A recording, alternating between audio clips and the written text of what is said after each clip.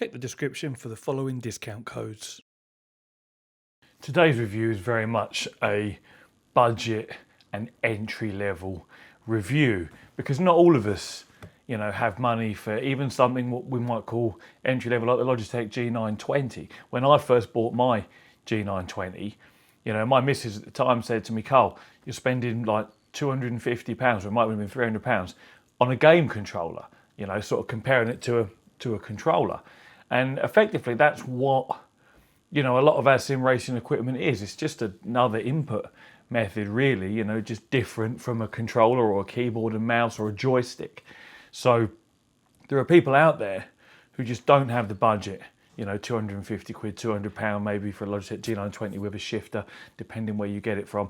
So what offerings do we get below that price point? Well, today we look at one of those offerings. It's the PXN V9, and they've obviously sent me some leftover Christmas stock for this review, because I even got a Christmas card with it.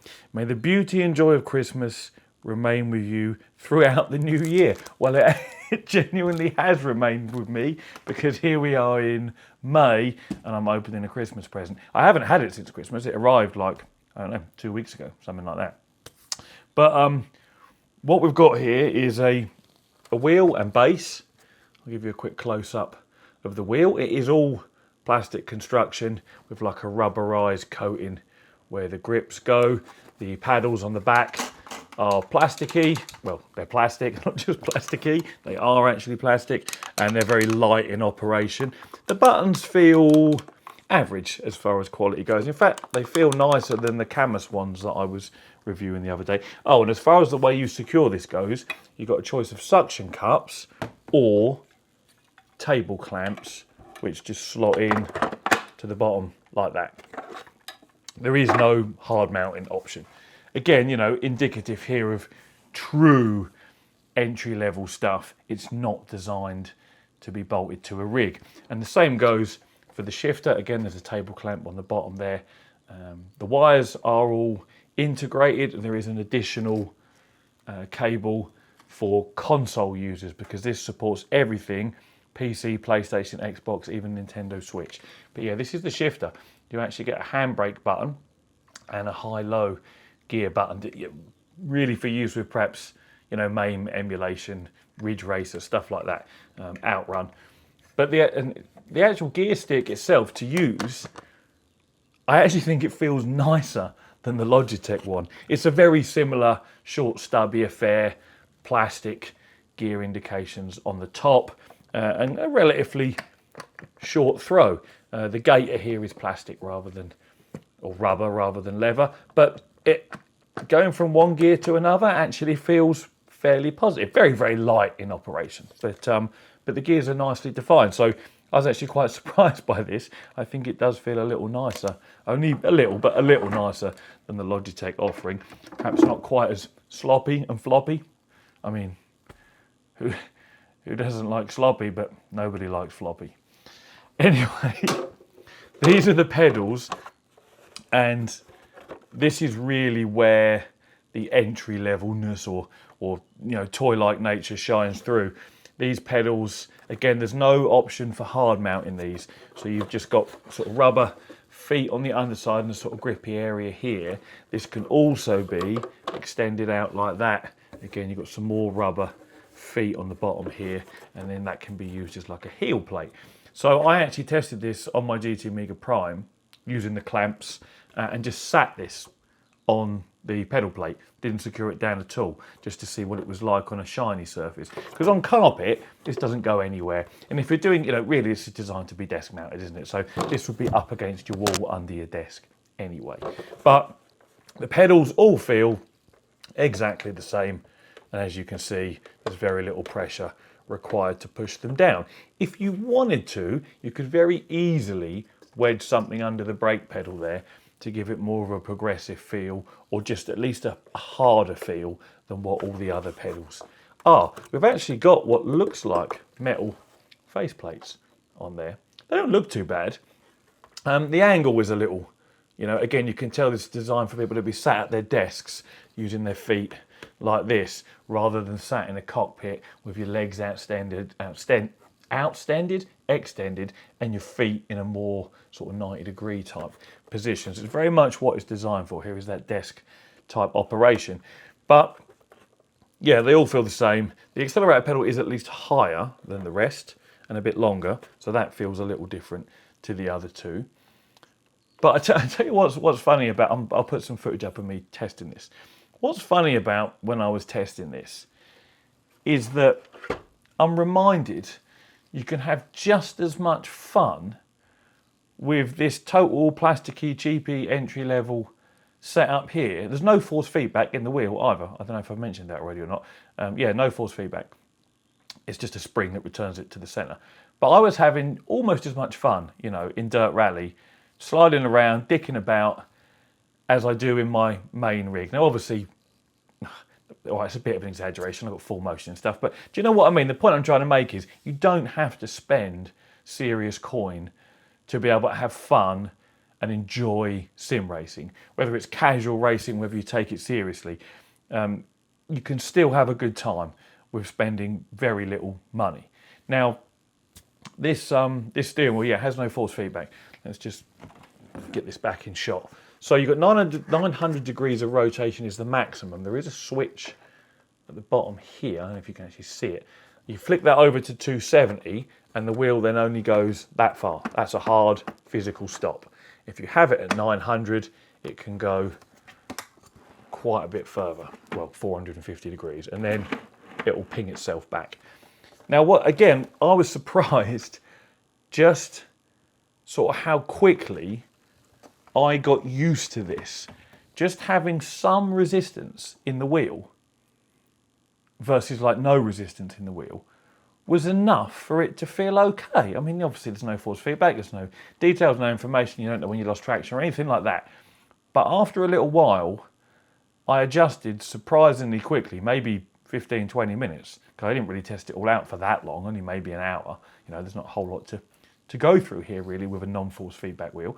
But I soon sort of adjusted and was having fun. And the same with these pedals, in spite of the fact that they're, you know, by all standards terrible, compared to what we're used to, you soon adjust to not having to press very hard on your brake pedal and gain like a muscle memory, you know. It really didn't take that long. Again, the clutch you just slam down to change through the gears. You know, I couldn't hold it on my usual biting point to launch because there isn't a simulated biting point.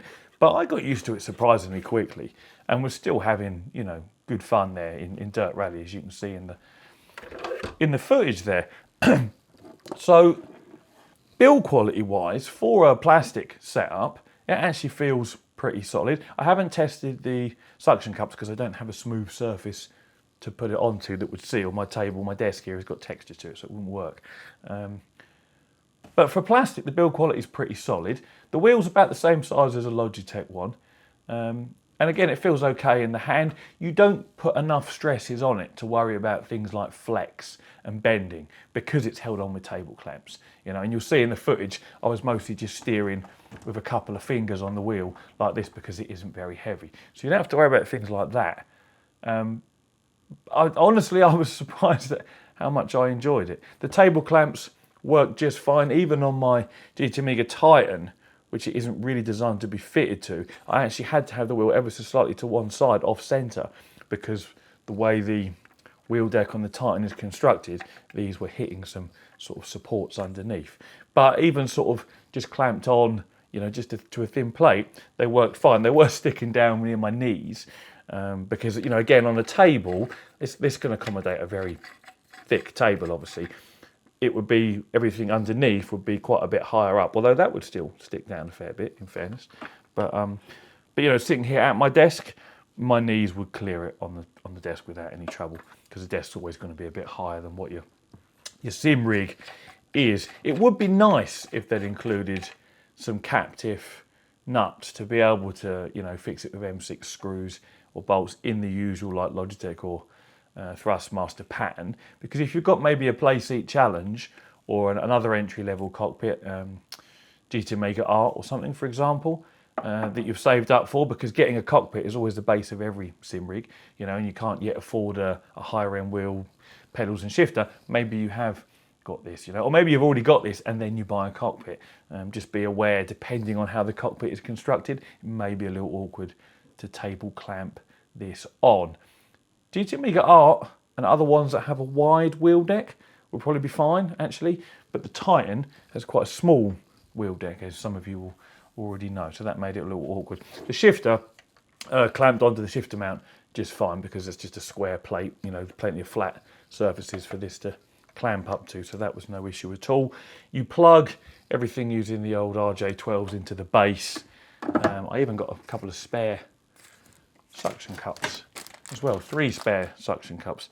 I don't know, maybe this is in case you lose some or something, or perhaps options to suction cup the pedals down? No, there's no way to put them there. So yeah, I guess there must just be spares, and then you get a user manual as well. You probably won't get a Christmas card like me, I imagine. This is weird because I thought they've sent me no English instructions, because the first few pages, or the first section, is like it's all in Chinese, and the English is actually a little bit further in. But once you get, you know, into the English section, it's all fine and readable. Although, what is it I spotted that made me laugh? Oh yeah, so 2 different input modes. You can use X input or direct input mode on PC. You can switch between the two, and it tells you which mode it recommends for certain games. So X input mode recommended games are Need for Speed 13, Dirty 2 and 3, Ridge Racer, etc. So I don't know whether Dirty is actually a racing game or whether they meant Dirt Rally, but that just made me chuckle. But yeah, so you get your instructions, you get everything you need. Build quality for what it is, I think, is actually pretty good. And the shifter also, pedals definitely feel the weakest point. But the biggest problem we have with all this, because it's actually quite a bit of fun to use, if that's, you know, if that's all you can afford or justify to spend, the biggest problem is the price. Because the cheapest I could find this for, and I will throw some links in the description, because if this is your budget, it works, you can have a good time racing, you know, fair enough, go ahead. The cheapest I could find it for was about 150, 155 quid delivered.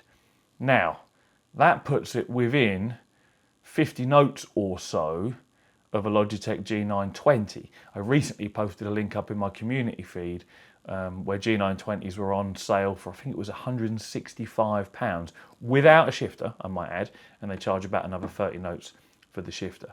But 165 quid for a G920, or even if you add in another 30 notes for the shifter, take it to 195, so let's just say 200 notes, 50 quid more than this, and you get force feedback, much nicer pedals. The steering wheel is leather and metal, and obviously overall the whole experience is going to be a lot better.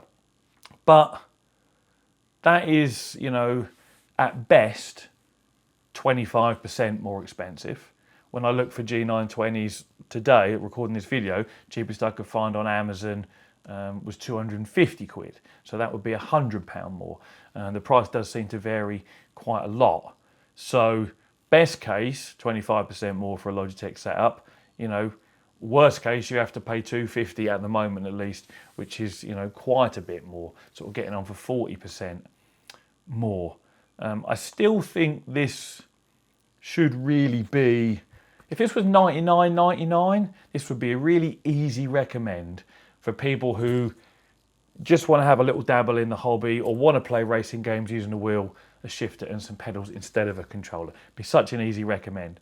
But when you're talking low end here, small increases like 50 quid, where over something that should perhaps be £100 is actually, you know, percentage wise, it's 50% more. And if you're looking at this sort of entry level side of the market, maybe you don't have a lot of money, you know. For people like myself who have sold things and upgraded to Fanatic DD1s and paid £1,200, we think, oh, 50 quid, yeah, I'll throw another 50 quid in, because out of £1,200, 50 quid isn't much. But when you're talking £100, £150, £200, £50 difference is quite a chunk. And to some people that could be, you know, another couple of months savings, because your financial positions all vary, you know, as does mine from everyone else's. So 150 quid, cheaper than the Logitech with a shifter by about 50 notes, but I think perhaps 50 quid more than it should be, considering there is no, electronics as such, no motor, no force feedback, not even any vibration inside this wheelbase. It's probably just a rotary potentiometer that measures the position of the wheel by sending, resistance, or by adjusting the resistance to a voltage, and then a load of button inputs, micro switches, or not micro switches, are they? They're little rubber pads, I imagine, behind the buttons onto some contacts. The paddles are micro switches, so you can hear them switch. So, yeah, I mean, it's such a shame, really. Even if it was 125 quid, I think that would probably still be a strong recommend.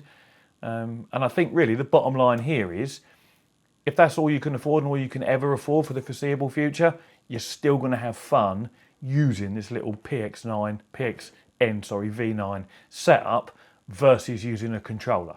Maybe it's your birthday or Christmas coming up. You can have one of these, but in the right packaging. Probably not huge amounts of money for an average, household, perhaps. So yeah, you'll definitely have fun, and that really is the main thing. And if it's all you can afford, I've got no problems recommending it. Obviously, I can't speak about longevity. I've only tested it for about an hour. But it all worked fine. I had no problems. And I haven't been able to test it on console because I don't have a PlayStation or an Xbox here to be able to plug it into and test it. But yeah, that's my review of the PXN V9.